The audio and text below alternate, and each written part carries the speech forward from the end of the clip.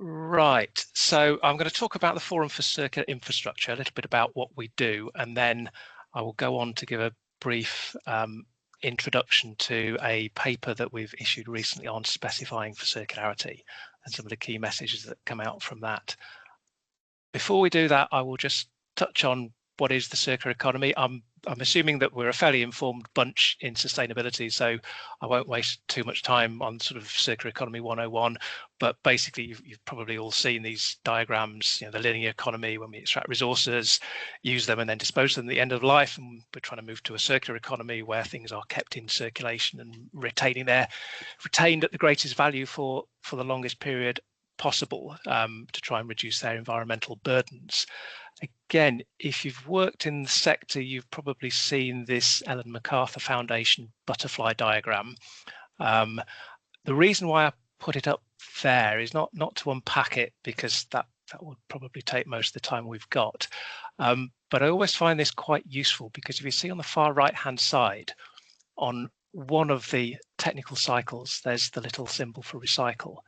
And I think this is quite important to bring to the attention of people, because there is sometimes a misconception that circular economy is just rebadging the 3 R's. So they say, oh, we do circular economy, we recycle. Well, not really, or that's the lowest form of circularity. You're just addressing one small aspect of one part of the cycle. So to properly embrace circularity, we've got to look a lot more broadly than that. Why is it important in the for major projects and in the infrastructure sector? I'm a big fan of Sankey diagrams. I think they're fantastic. The best way of getting information over when you're dealing with circularity and material flows. This is one prepared, I think, by people at the University of Leeds and Cambridge. It's quite dense, but this shows, I think, 2018, the flows of materials in construction in general. So nearly 100 million tonnes. The grey bands at the top are ready mix and precast concrete, and that's showing how they flow through the system. So you can see of that nearly 100 million tonnes, a good sort of quarter approximately are going into infrastructure. What they've also done in the next slide, which I quite like, is they've expressed this by embodied carbon instead of just by mass. So this brings out some of the bars that were very small in terms of mass, are a lot more prominent when you look at embodied carbon. So the blue ones are steel, the purple one is aluminium, and I think this talks to one of the important facts of the circular economy. In my mind, it's wrong to necessarily think of it as an objective in its own right. The circular economy is an approach to try and reduce the environmental impacts of material use. And I think there's sometimes a danger that people can chase sort of circularity as an end in itself, and it isn't really. I think it's important to remember that it's a means to an end rather than the end itself. So what's the Forum for Circular Infrastructure? If you've been around in the sector for a while, you might remember an organisation called MIROG, the Major Infrastructure Resource Optimisation Group, which AECOM founded, I think, probably about 11 or 12 years ago now. And then there was an offshoot, the Scottish Infrastructure Circular Economy Forum. They were combined a few years ago into the Forum for Circular Infrastructure, and it's a member-led group. We provide the secretariat, but it's really driven by the members, and the members are infrastructure owners and operators. The main purpose of it is to bring them together to share best practice amongst themselves, to bring in external speakers from academia and industry to present what they're doing, to have a collective voice to respond to public consultations. And we've also produced a few technical papers, white papers, things like that as well, one of which I will go on to talk about. So the meetings vary, the sort of people we have attending vary. The last one, which we'd had just this week, there was a focus particularly on solar energy. So we had some interesting discussions from solar developers, and also from somebody setting up a solar recycling business. In the past, we've had people from the steel sector, the concrete sector, and also from academia presenting. I think we had somebody from Warwick the other day, Georgios, one of your colleagues. We've had people from Sheffield Uni as well, and Imperial. But it's really about sharing best practice and knowledge in the field. This is just an idea of some of the members. So yeah, basically, most of the big infrastructure operators in transportation, in water, in energy are members. Obviously, you know, like yourselves, we don't have everybody attending every time. People dive in depending on their particular interest, but there's a fairly broad cross section of people, and they tend, like yourself, they tend to be a fairly informed audience as well. So it is the circularity or the resource management or the sustainability specialists from those organizations.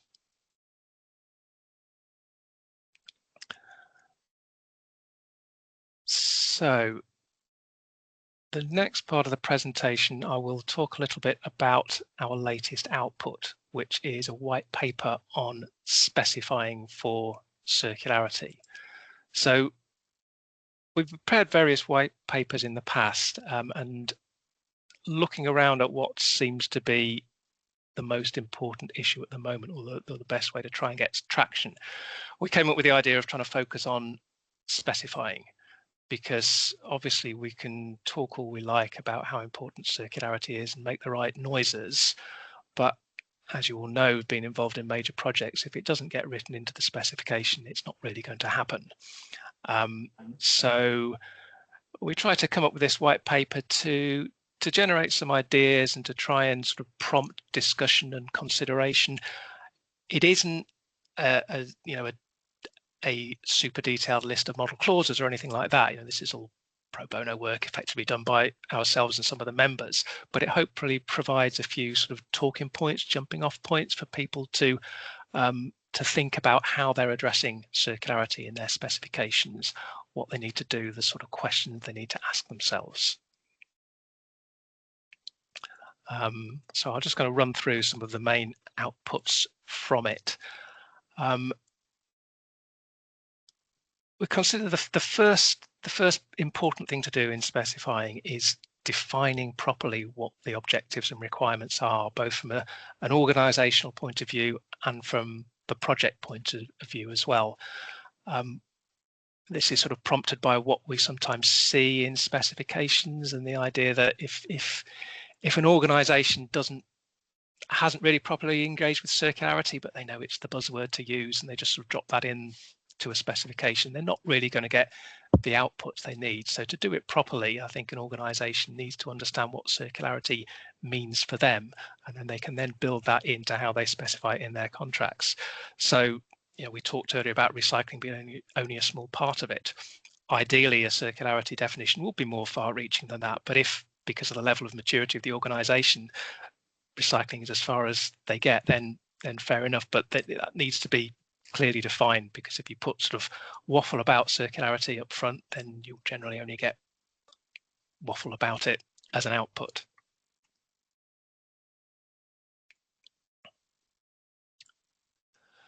The next important part to think about is measurement and reporting, and in some ways this is one of the most critical elements. As we all know, if things aren't measured, they tend not to happen.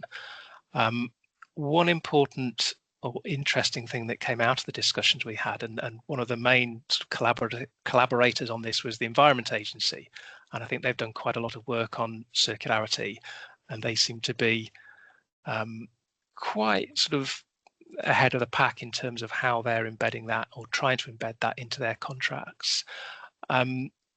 And in the discussions, we came up with this sort of threefold distinction between activities, outputs, and outcomes. And you can ask for any or all of those in your specifications. And they're sort of in a ascending order of detail and value.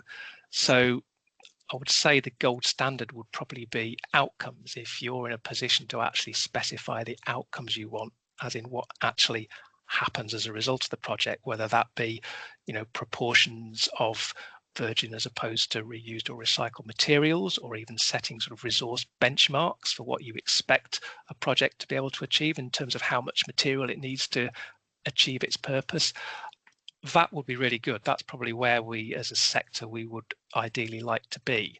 But I think even the most advanced in the sector are probably struggling a little bit to precisely define the sort of outcomes they require. So the other two ways of approaching it is to focus instead of activities and outputs from those activities. So for instance, the activities might be requiring things like pre-demolition workshops or resource efficiency workshops. And people have worked for Network Rail, for example. I think they have a requirement to do resource efficiency workshops. So they don't specify exactly what the outcomes of those workshops need to be, but they say you have to have this activity and you have to have the output, you have to have the report, the log that is associated with it. So that's the suggestions in terms of measurement and reporting. The next one is allowing for flexibility and innovation. So, you know, in the forum and obviously in lots of other situations as well, we're very aware of how much innovation is going on around sustainable materials, and things are coming to market all the time.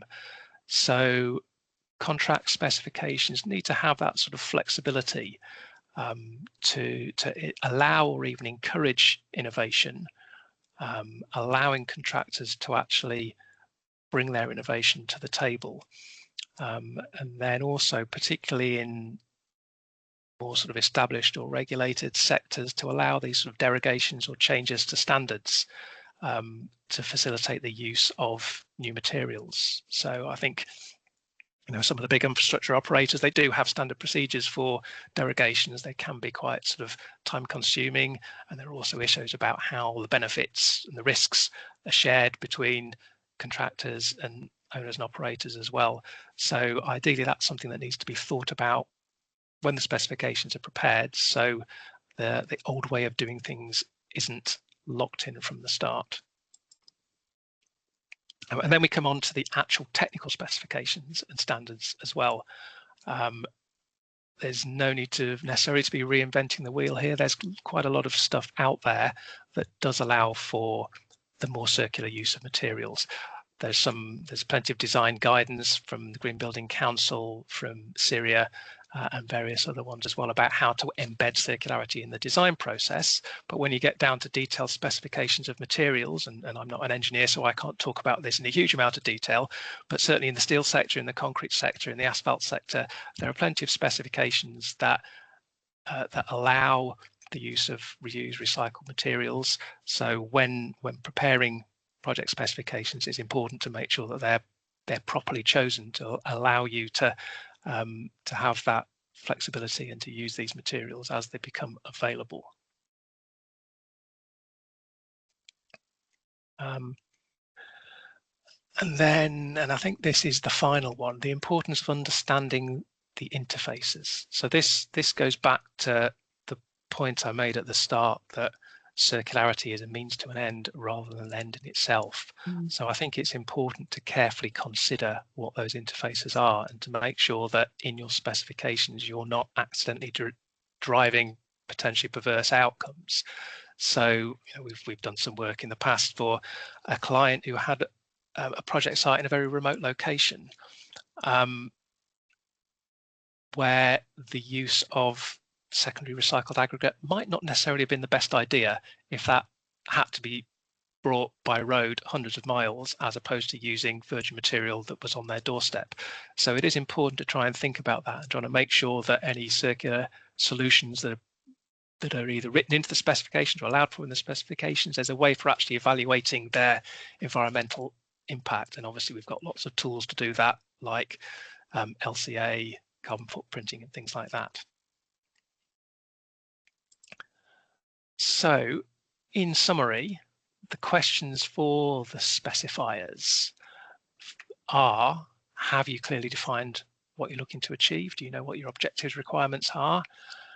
Have you set out how circularity is going to be measured and reported on the project, do you want activities, outputs, or outcomes? Have you allowed for innovation, flexibility to meet those objectives? Are the technical standards that you're putting into your specifications appropriate and suitable and allow for circularity? And then finally, have you considered circularity in the broader picture? Have you considered the interfaces with other aspects of sustainability?